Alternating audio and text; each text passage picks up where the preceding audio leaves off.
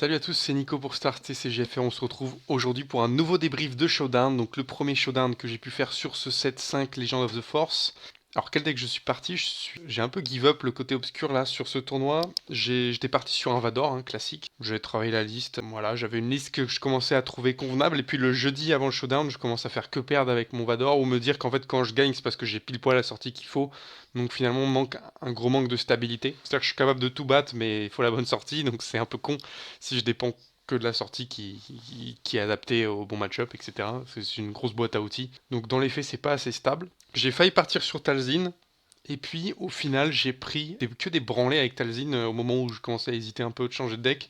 Et puis j'ai regardé un peu ce qu'il perfait, j'ai vu que Queen c'était le top deck de la méta, donc je me suis dit bah écoutez, c'est le top deck de la méta, je vais le jouer pour comprendre comment ça marche, et puis on va voir ce qui se passe, de toute façon on voit à peu près comment ça marche. Donc j'ai pris la liste de Yukunu qu'il avait joué au PQ de tour. Ce qui m'a gêné en voyant sa liste, c'est que je me suis dit mais comment il va vaincre les decks où il y a les double drop 1, en l'occurrence encore plus quand c'est spatial, pour peu que t'aies pas Faucon ou Awing pour aller chercher très vite les unités spatiales, ça me paraît compliqué.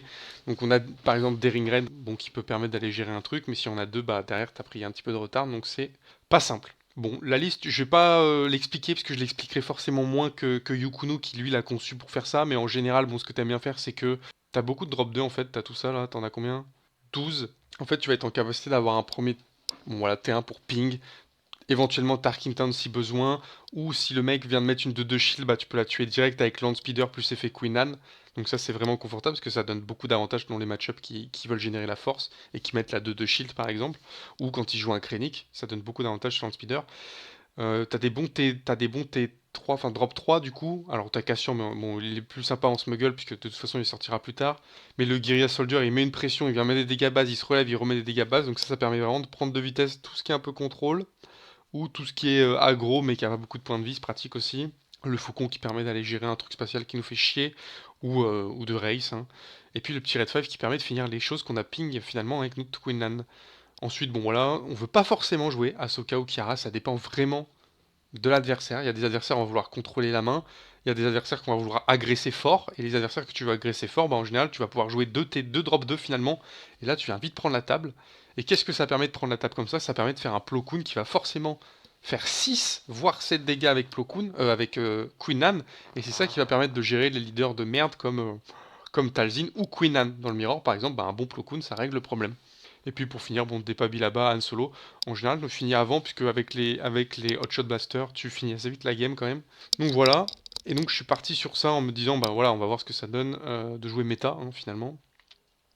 Et donc on démarre le tournoi sur un Vador jaune, donc de No Fun. Alors c'est un joueur débutant, donc je pense qu'il n'avait pas la vraie liste, j'ai pas vu sa liste. Mais je vois ma première main et je me dis, bon, qu'est-ce qu'il faut que j'ai? Il faut que j'ai les vaisseaux pour gérer le haut ou éventuellement des ring raids pour empêcher les vaisseaux de se mettre dans le cas où il a que un drop 1. Si je fais des ring raids comme ça, je le gère et puis et je me fais pas swarm. Et en fait, je mulligan, boum, j'ai pas de drop 1, ni de drop 2, donc là je suis déjà en retard. Et en fait, le gars il me joue l'unit cost 2 qui fait spawn un token, donc il a 2-1. Et là je suis en mode, bah en vrai, putain, je gardais une 2-2, enfin je gardais un drop 2, c'était bon, c'était gagné la game quoi. Parce qu'il aurait pas pu prendre et j'avais le drop 3 derrière pour poursuivre, j'aurais pris l'avance quoi. Et il se trouve qu'il me joue pas un Victor Leader, donc ils peuvent jamais toutes ses unités, alors qu'il a beau soir, mais ils peuvent jamais ses unités. Il joue pas le Clone Squadron là, le truc, enfin il joue pas, il l'a pas joué en tout cas. Le truc qui fait plus 1 pour chaque autre vaisseau. Et il joue pas la shuttle qui capture. Donc en fait, bah j'ai Swarm et j'ai joué Terrestre, je me suis retrouvé à jouer Terrestre parce que j'avais pas le choix et à gagner la game. Donc coup de chat, enfin il avait pas les armes normales du Vador, donc ça m'a assez étonné, je pense qu'il les jouait pas. Et puis la game 2, qu'est-ce qui s'est passé? Je crois qu'il m'a fait encore un drop 1, mais enfin un drop 2 du coup, au tour 1. Cette fois j'ai gardé un T2, j'ai ping, ok il meurt, tac avec Tarkington. T2, il me... Ah non mais même pas, il me joue des trucs qui ont 1 PV. Du coup bah ça le ping. Le T2, il me joue la 4-1 embuscade. Bah du coup ça sert à rien, moi je mets un drop 3, hop ça meurt et puis voilà c'est gagné en fait la game là-dessus. Donc pas trop de difficulté alors que je pense que c'est un match-up qui est censé être plutôt dur notamment bah, parce que ça va swarm mais avec Queenan c'est un peu la merde en vrai quand ça swarm. Donc voilà, ensuite on joue Masta. Masta il est venu avec quoi? Masta il est venu avec Amiral Akbar Data Vault. Et donc ce qui est terrible c'est effectivement bah, les drop 1, 2 drop 1, il me sort 2 drop 1 au tour 1, j'ai pas ce qu'il faut et il se retrouve à jouer un X-Wing par tour. Bah donc il y a un moment où il a 8 X-Wing, je peux pas tout gérer et je me fais tabasser. Parce que bah, il a 33 HP, j'ai 25, donc il n'y a aucun monde où je gagne la course en plus. Sachant qu'il a outmaneuver qui me permet d'incliner la moitié du board et tout. Donc je perds la première comme ça, et la deuxième je la tiens un peu mieux en jouant... Bah enfin j'essaie de bien jouer, c'est le but aussi. Mais voilà, j'ai l'impression que Queen Anne ça peut un peu rien faire contre ça. Je vois bien peut-être une carte en side libérer le terrain pour enlever 4 X-Wing, ça peut être sympa. Mais au final, bon, 33 HP c'est vraiment dur à tomber. Pour peu qu'il rampe et tout, je sais pas s'il joue de rampe. Bref, Yukunu, si tu passes par là, ou s'il y a un bon joueur de Queen Anne qui passe par là, contre Akbar Datavolt, je sais pas trop ce qu'il faut faire. Il me semble que d'ailleurs, on voit des Akbar Datavolt qui gagnent en finale contre des Queen Anne de PQ, donc voilà, ça m'étonne pas, même des bons Queen Anne passent pas. Ensuite, on est round 3 contre Mazori, il joue Talzin, donc Force. Je connais bien le match-up, puisque c'est un des match-ups qui travaille le plus sur Carabas. Lui, il connaît pas trop le match-up, mais il sait ce que fait Queen Anne. Premier tour, première game, je suis capable de gérer son T1, donc il va jamais générer la force. Je vais piéger Talzin avec Plo Koon, très bien. Donc je gagne la game. La deuxième game est beaucoup plus dure parce qu'il arrive à générer la force au premier tour malgré et je joue pas bien parce que je Tarkington quand même son unit. Je sais plus ce que je fais. Il joue la 2-3 qui génère la force en one play, donc en fait il a déjà la force. Donc derrière ça va snowball puisqu'il va pouvoir faire un bon Dark Tyrannus qui va survivre en prenant un trade. Donc il prend l'avance, il a une unité force sur le terrain. Il va pouvoir force row, jeter un dévastateur de sa main pour tuer Queen Anne. Et derrière bah, j'ai du mal à revenir. Pourtant en fait j'avais évidemment Plo Koon mais j'ai pas eu mes 3 unités. Donc j'ai pas pu gérer sa Talzin. Et bah c'est lui qui a un meilleur late au final. Donc voilà. Et puis la game 3 elle démarre super bien. Puisque je le bait un peu, je fais ah ouais tu mulligan et tout, bah de toute façon ton meilleur T2 c'est la 2-2 shield. Et en fait il connaît pas Landspeeder. Donc il joue la 2-2 shield, je mets Landspeeder, hop elle est morte, il va pas générer la force tout de suite. Malin comme il avait gardé la 2-3 quand même pour se générer la force, donc il a fait one play, le tour d'après il avait la force. Il a pu enchaîner avec Assassin Talzin et au final la game elle stall quoi, j'ai l'avance parce que j'ai mis 19 dégâts sur sa base. Il lui reste 9. Petit à petit, j'y grind 2, 3. Je me retrouve avec un Devastator, un Akin, une Talzin qui est boosté en face. Et je suis capable de mettre une, deux unités qui se redressent. Donc il est obligé de gérer et sacrifier ses unités petit à petit. Et puis il y a un moment où j'arrive à jouer une unité et à jouer la 2 de shield. Alors qu'il a 27 PV sur sa base. Il n'est pas capable d'enlever la 2 de shield parce qu'il n'a pas, par exemple, Assassin de Talzin. On a déjà joué 2. Et donc il passe pas au travers. Et je finis par gagner 2-1. Donc vraiment, bah à la fin, en fait, c'est au dernier tour où lui, il aurait pu me tuer. Mais bah moi, j'ai ce truc qui va prendre la prio si je prends la unité et il peut pas s'en sortir. Donc on est en 2-1. On joue Luan qui avait construit un Palpatine jaune juste avant de venir au tournoi. Comme d'hab, il prépare les tournois toujours à l'arrache. Et bah écoute, contre Palpa jaune, il n'y a pas de match. Vraiment, je fais détruire le pauvre Luan. Voilà, bon, il jouait une base jaune force en plus, donc ça l'aide pas à pas mourir très vite. Mais bon, il peut pas jouer dans ce match-up, clairement pas. Et puis dernier match-up contre Mathieu. Donc, Mathieu qu'on voit souvent au tournoi, surtout avec son Gar Saxon. Il joue Gar Saxon jaune. Il joue Krennic T1, Landspeeder, au revoir. Il joue un vaisseau T2, Faucon, au revoir. J'ai 2 unités, il a plus un sur le board. Je vais pouvoir agresser désormais et il peut pas revenir. Game 2, rebelote. Je sais pas ce qu'il fait T1, mais je sais plus s'il fait Krennic du coup. Il joue autre chose peut-être, un autre drop 2. Je le tue direct. Ou j'avais Roland Speeder, je sais pas dire ce qui s'est passé. T2, il joue TIE Silencer. J'ai refaucon, bah je le tue et derrière j'explose parce que j'ai tout le board, il peut plus rien faire. Dès qu'il joue quelque chose, j'essaie de le gérer direct. Puis on a fait 3-4 games, mais il a fini par en gagner une. La seule qui gagne, c'est Grido T1. Il joue Grido T1, si j'ai pas Landspeeder pour sacrifier peut-être. Je gère pas. Effectivement, j'ai voulu jouer Sabine d'ailleurs. J'avais Landspeeder, mais j'ai préféré jouer Sabine en me disant bah je vais ping. Et en fait, il l'a amélioré, donc du coup, bah le ping marche pas. J'ai dû sacrifier Sabine, j'ai quand même pris 5 parce qu'il a fait Snapshot Reflex. Donc la game que je perds, c'est ça. Mais globalement, j'ai l'impression que Queen Anne, c'est quand même très très fort contre Gar Saxon. En tout cas, la manière dont on jouait nos decks faisait que j'étais vraiment à l'aise. Donc au final, on finit en 4-1, il n'y avait pas de top 8. Et le classement final, ça donne Masta qui est premier, puisqu'il a fait match nul contre Dim. Et puis du coup, à l'average, bah, il est devant Masta. Je suis du coup troisième, Mushashi quatrième. Bon, de toute façon, on est tous les deux en 4-1, ça se joue à la résistance. Je pense qu'il a pas joué Masta, Mushashi, c'est la seule diff. Voilà. Et donc c'est assez intéressant parce que du coup, les decks étaient assez variés. Masta, il jouait Akbardata Vault. Dim, il a testé un Cat Bane, Tarkin Town qui marchait pas mal. Que je vais tester d'ailleurs. Donc moi j'ai joué le Queen Nan, Mushashi jouait Boba Data Vault, Alpha Nanas il jouait Kylo ECL. Ah non, non, c'est pas Alpha Nanas, c'est Oz Magic qui jouait. Je sais plus qui c'est Alpha Nanas, mince. Donc Gar Saxon ici. Alexandre il jouait Kylo rouge, donc double rouge. Luan Palpate. Oui, il fait top 8 avec Palpate, en vrai c'est fort. Et il y avait vraiment que des decks différents, donc c'était vraiment cool. Voilà, bah en fait c'était un débrief du showdown assez rapide, puisqu'il y avait que 5 matchs. On va s'ouvrir un. Donc, enfin, conclusion, hein. La faiblesse de Queen Anne, c'est vraiment les drop 1. Les double drop 1. Si le deck en face est capable de faire double drop 1, bah je vois pas comment Queenland s'en sort. Voilà. Je pense qu'il va y avoir des listes Queenland avec des drop 1, mais bon, j'en ai parlé à Dimitri. Dimitri me dit que ça n'a pas trop de sens finalement de jouer des drop 1 dans Queenland. Je fais, bah en vrai, si t'en joues 6 ou 9, peut-être, enfin, je sais pas, j'en sais rien. Parce qu'il y a beaucoup de drop 2. Mais en fait, si tu fais pas 2 drop 1, c'est pas pertinent parce que tu vas vouloir en jouer un, le mec va jouer, tu vas jouer derrière. Bon, bref. Je sais pas. En tout cas, je pense que je partirai pas sur Queenland parce que je sens qu'il y a trop de decks où je vais perdre parce que je suis pas assez bon. Donc à réfléchir. Alors quand je dis partir, c'est que là il y a le projet Bilbao quand même, qui est en train de se monter doucement. Donc à voir avec quoi on y va, on réfléchit. On va se passer sur une petite ouverture de récompense. Allez, on est parti pour la partie récompense donc du Shodan. Donc troisième place. Qu'est-ce que ça donne? J'ouvre mon petit classeur pour voir. Donc on a eu, hop, ici, donc les cartes du Grand Inquisiteur. Donc là, bon, je monte la top 4. Ah, faut que j'allume la lumière, putain, ce sera mieux. Hop, voilà, ce sera un peu plus net. Donc le petit Grand Inquisiteur top 4. Écoutez, je la trouve assez sympa. J'aurais préféré le Darsmack, mais si j'ai bien compris, le Darsmack, c'est celle des PQ. Donc voilà, vu que je ne ferai jamais de top en PQ, peut-être un top 8 un jour, mais un petit holocron Jedi. Ok. On a eu 6 boosters et 6 boosters weekly, donc ça fait pas mal de boosters à ouvrir en vrai, pour un paf de 20€. Voilà, c'est des infos chiffrées, donc 6 weekly. J'avais déjà eu 6 boosters du 7-5 au même endroit, à Ludo-Trotteur avec un père, donc j'avais fait troisième aussi à un construit. Donc c'était le même récompense, 6 boosters. On va s'ouvrir les weekly d'abord, puis après on se fera les boosters classiques. Ici, ce qu'on cherche, c'est du Yoda. J'espère qu'il n'y a pas trop de weekly du 7-4 parce que je m'en fous, j'ai à peu près tout déjà. Par contre, 7-5, il faut en ouvrir. Ok. Ok, bah déjà, je l'ai pas, celle-là. Le Malakili, rare, pas foil. Le vaisseau Nubian, j'ai pas. Et le Purgil Gracieux, je l'ai pas. Donc, parfait. Les weekly de Quimper, du coup, sont peut-être différents des weekly de Brest. Tant mieux. On cherche le Yoda. Je sais pas trop ce qu'il y a comme carte cool après en weekly. Un petit lot de chat, le Purgil Gracieux en non-foil, Shinati en foil, bah carrément cool.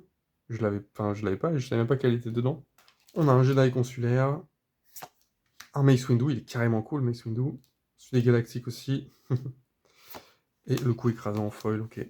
C'est pas mal ce qu'ils ont fait de mettre toutes les promos en foil, comme ça c'est clair de ce qu'on peut avoir.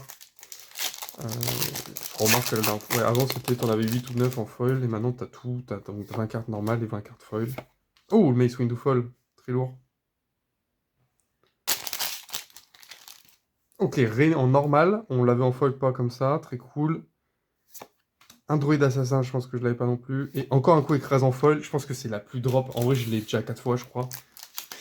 C'est ouf. C'est abusé. Un petit droïde assassin.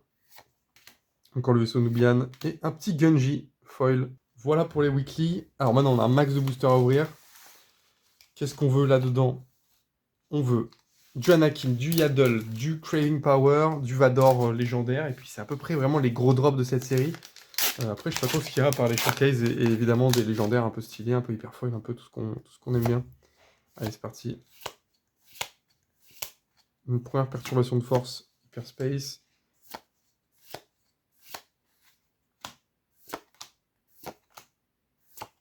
Druide assassin. Beylan. Le Stitut en rare. Et une commune foil.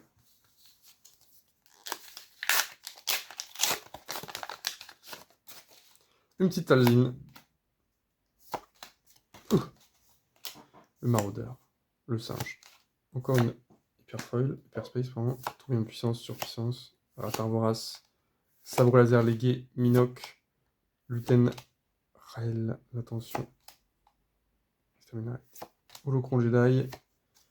Rien de dingue pour le moment. Bon, on va pas se précipiter.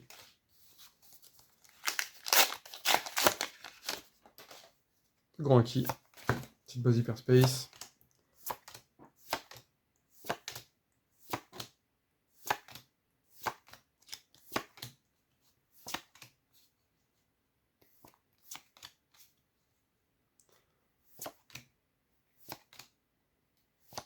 Comme je l'avais prévu, on va... Oh!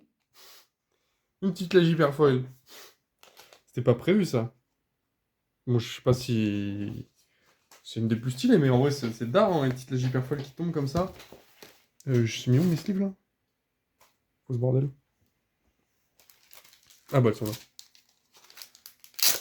Bon, ça fait clairement l'ouverture, hein. sur 12 boosters, choper une légère hyperfoil en vrai. Je pense que c'est un peu mieux qu'avant, ça doit être du 1 sur les 150, tous les 150 boosters, mais voilà, pas très bien. Très belle carte. Et la rare, c'était quoi? Ok, comme je l'avais prévu. Ah, la petite Snook.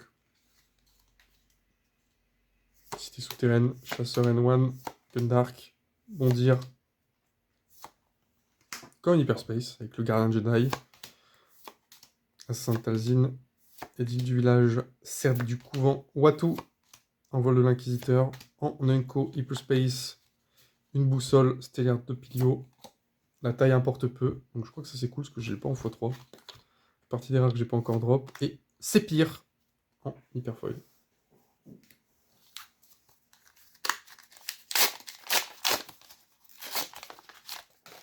Talzin encore. Le temple Jedi. Merde, je fais que bouger, c'est une catastrophe. Consumé par le côté obscur, sorcière de Tund, Gary Gungan, navette du clan bancaire, gardien combatif, patrouilleur d'Exegol, intercepteur du cartel, Tonton, Tarantec, 3 leçons, Kadimundi, légionnaire Sith, libéré par les ténèbres, ouais. Mérine hyperfoil. Attends, pardon, c'est une folie le taux d'hyperfoil. Petite Mérine hyperfoil. 3 hyperfoils, c'est vraiment beaucoup quand même en 6 boosters. Sachant que c'est en 12 boosters. Enfin, du coup, là, on en a ouvert que 6. La stat, c'est censé être une tous les 6. Donc là, c'est nimp. En plus, Unco, légendaire. Ouais, c'est bien. C'est des belles stats. Vite Sainte. Chen Padawan. Porg. Ermite mystérieux. Chasseur Jedi. Guerrier de la nuit. Suivre le passage. Wampa. Drain d'essence. Alors, on n'a pas eu de lèche par contre dans les rares, donc c'est moins bien. Maskanata. Watu. Envol de l'inquisiteur. En rare. Le sable laser de Yoda. Et en commune foil. Suivre le passage. On a fait la moitié des boosters. Pour le moment, on ne peut aucunement se plaindre, même si on n'a pas de légendaire. Encore un grand acquis, c'est le 3ème au moins. Ok, pourquoi pas. La petite forteresse de Vador. Perturbation de force, chasseur de forge, adepte de colère. Encore une hyperspace. Vaisseau. Trident, sorcière de brume, l'autre loup. Vol défensif de la ruche, chevalier Jedi. Ventress. Kenji. Point de bascule. Malaki. Et encore une commune foil.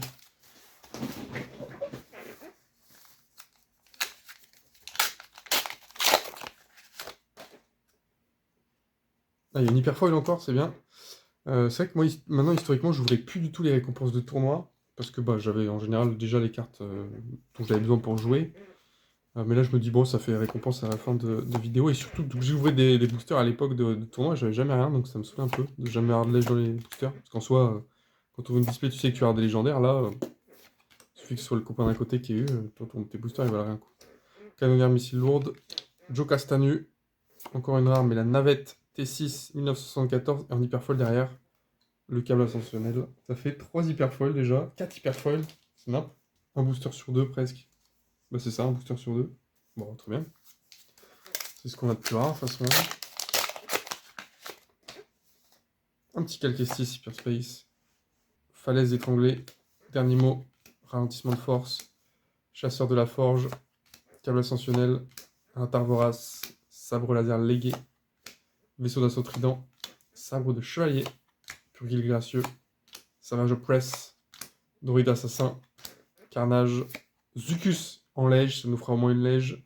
Oh, le père en lège foil, ça c'est fort par contre. Très lourd là, le hit. En termes de rareté, en tout cas, voilà. Ça nous fait 3 lèges déjà. 3 boosters encore. On veut voir du Anakin, on veut voir du Vador, évidemment. Ok, une petite Rey Leader rare. Réfugié du passage. Vaisseau nubien type J. C'est pire. Corvette d'entraînement paladin. Sorcière de la brume. C'est plus simple de commenter en français quand même les cartes. Hein. Taille suprématie, le petit pilleur de reliques. J'ai testé de le mettre dans Vador, c'est pas si pertinent. Cerf du couvent, chasseur de Padawan, prêtresse de la force, illusion de force, combattant doctriné, la fille en rare, et en common foil, le Jedi clandestin.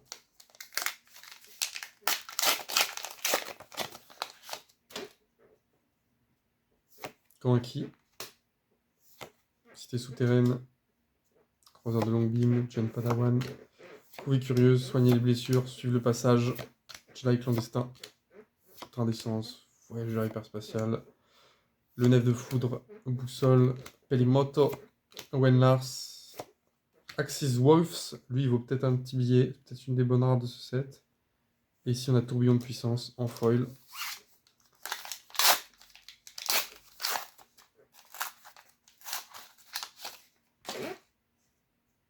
Kit Fisto, Temple Jedi, Sage du Vent, Armée des Morts, Sabre Corrompu, Entrée en clandestinité, Réarceur de la Nuit, Sabre Laser de l'inquisiteur tout court, pardon, Wampa, Spectre Éveillé, Cadu, Enchaînement de Chine, L'attention détermine la réalité, Le 8e frère, Légendaire, Grand Acquis, cool, c'est une bonne lège, et derrière, Unco, Foil, parfait. Bah écoutez, très bonne display, je pense, on peut dire, hein.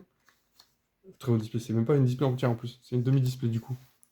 Donc le père hyper foil, très lourd, le père foil, le petit grand acquis et le Zucus Lège, et puis une moult hyper foil, donc 4 hyper foil quand même, avec notamment Mérine, qui est une carte vraiment cool.